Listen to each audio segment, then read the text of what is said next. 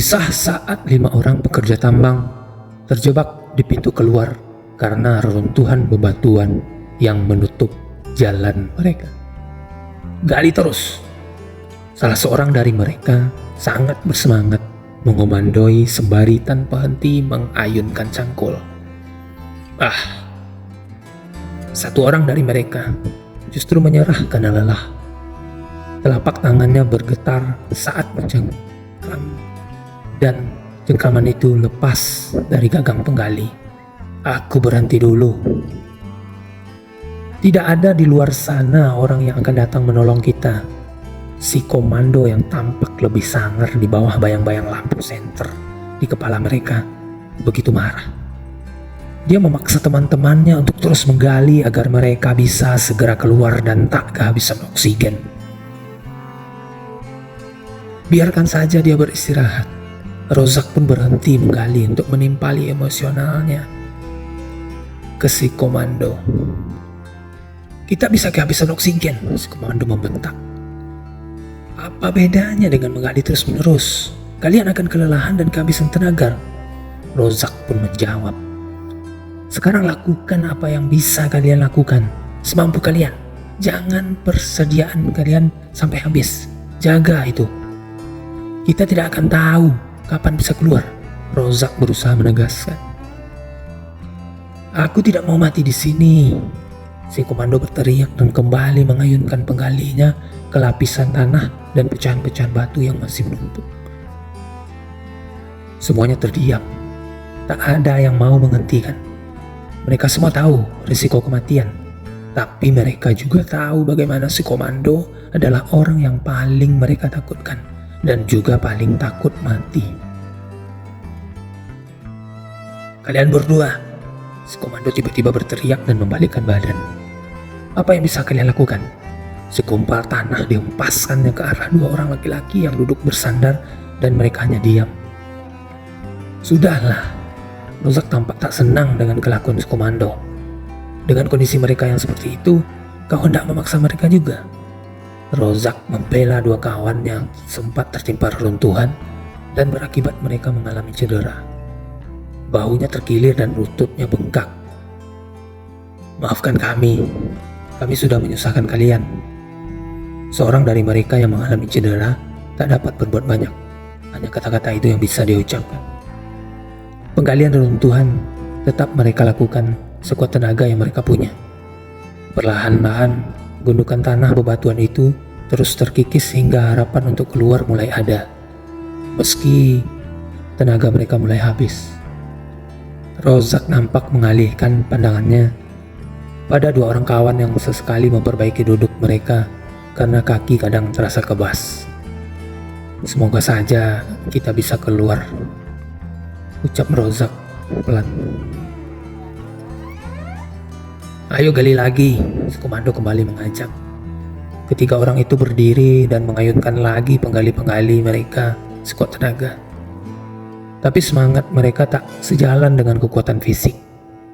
Genggaman tangan mulai melemah, sekujur tangan sampai siku bergetar dan kram. Aku tidak kuat lagi. Si komando menyerah, pangkurnya terlepas. Mereka seketika putus asa. Tak seorang pun dari mereka saat ini yang memiliki daya. Rozak pun menyerah. Persediaan air dan makanan juga tak sanggup mengembalikan kekuatan. Mereka semua tergeletak lemah. Rozak! Apa ada orang di dalam? Teriakan suara yang berasal dari luar sayup sekali terdengar samar-samar. Ada yang berteriak dari luar. Rozak terperanjat. Rozak refleks membalas teriakan yang dikeluarkan sekuat tenaga. Tak jelas apa yang diucapkannya. Yang penting keras. Kawan-kawannya pun serempak mengikuti teriakan Rozak agar suara semakin keras dan terdengar. Iya, mereka ada di dalam. Aku mendengar balasan mereka. Salah seorang dari warga yang menempelkan telinganya di dinding tanah mendengar balasan Rozak dan kawan-kawan. Entah dari mana warga ini tahu mereka terjebak di dalam. Puluhan orang nampak bergantian mulai menggali tanah yang runtuh itu. Ayo, jangan dipaksakan. Kalau capek berhenti dan bergantian. Seseorang kakek tua nampak berdiri mengatur dan memperhatikan.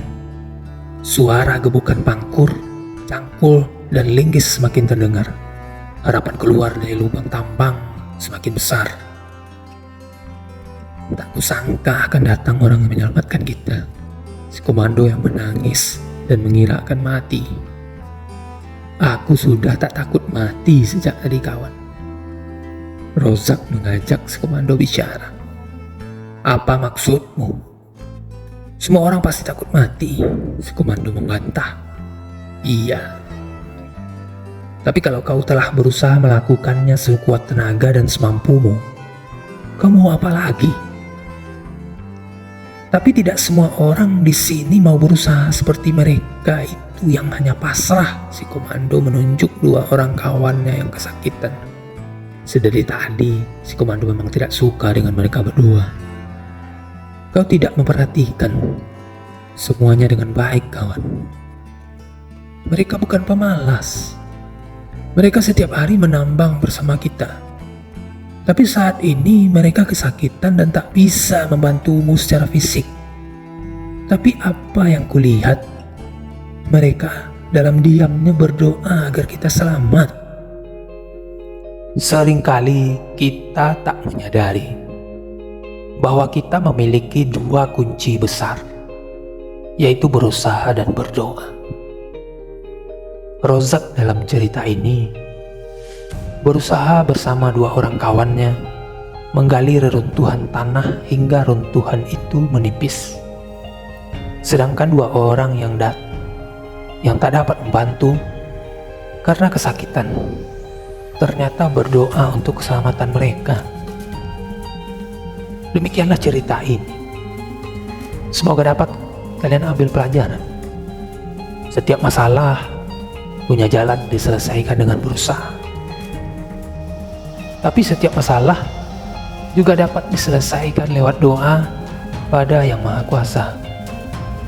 Tuhan dapat melihat usahamu, dan Tuhan juga dapat mendengar doa-doamu.